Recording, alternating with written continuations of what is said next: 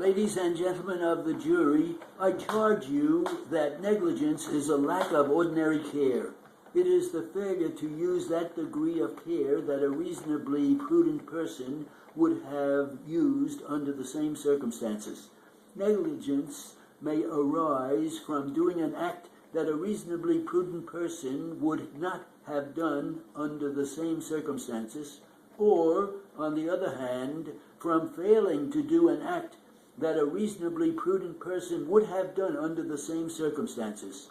Negligence requires a reasonably foreseeable danger of injury to another, and conduct which is unreasonable in proportion to that danger. A person is responsible for the results of his or her conduct if the risk of injury is a reasonably foreseeable one. The exact occurrence or the exact injury does not have to be foreseeable, but some injury as a result of negligent conduct must not merely be possible, but must be probable. There is negligence if a reasonably prudent person could foresee injury as a result of his or her conduct and acted unreasonably in light of what could have been foreseen. On the other hand, there is no negligence if a reasonably prudent person could not have foreseen any injury as a result of his or her conduct, or if that person acted reasonably in light of what could have been foreseen. We will deal with the issue of negligence a little more specifically later on, but I would like to move now to questions number 2, 4, and 6. Question number 2 reads, if your answer to question number 1 is yes, was Ed Richards' negligence a cause of the accident on January 29th, 2003? I won't read questions 4 and 6, but you can expect that they deal with Martin Smith and Deborah Roebling. The term that's used in there is a cause of the accident. And I will now charge you, ladies and gentlemen, that an act or an omission is regarded as a cause of an accident or an injury if it was a substantial factor in bringing about that accident or injury.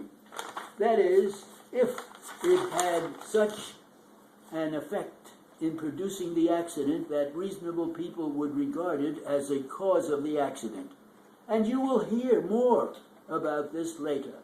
But let me tell you, whether the negligence of a particular party was a substantial factor in causing an accident does not depend upon the percentage of fault that may be apportioned to that party.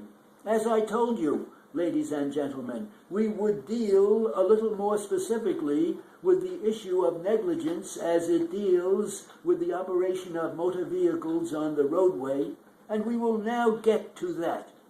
I charge you, ladies and gentlemen, that it was the duty of each of the drivers here to operate his or her automobile, motor vehicle, by that I mean either a truck or a car, with reasonable care, taking into account the actual and potential dangers existing from the weather, road, traffic, and other conditions. Each of them was under a duty to maintain a reasonably safe rate of speed, to have his or her automobile under reasonable control, to keep a proper lookout under the circumstances then existing, to see and be aware of what was in front of him or her, or in his or her view, and to use reasonable care to avoid an accident. A driver of a motor vehicle is charged with the duty to see that which, under the facts and circumstances, he or she should have seen by use of that person's senses. And if you find that any of the parties did not observe that which was there to be seen, you may find that that person was negligent in failing to look, or in not looking carefully. Ladies and gentlemen, the vehicle and traffic law establishes the rules of conduct which must be obeyed by motorists as well as pedestrians. although that doesn't apply here.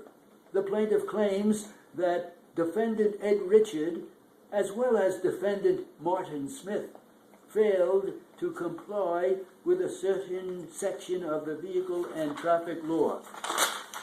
And that would be section 1121 of the Vehicle and Traffic Law.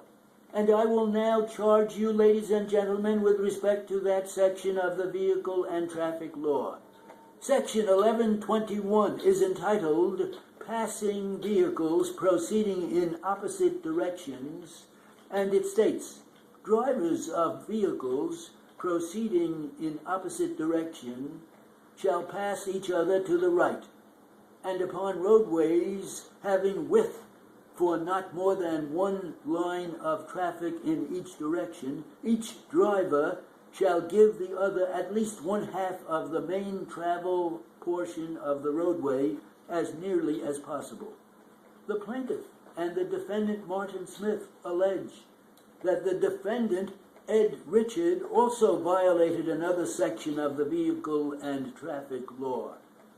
That would be section 1225 of the Vehicle and Traffic Law, which reads in pertinent part, well, I will tell you, I'm sorry, it is 1225C of the Vehicle and Traffic Law, which has a title, Use of Mobile Telephones.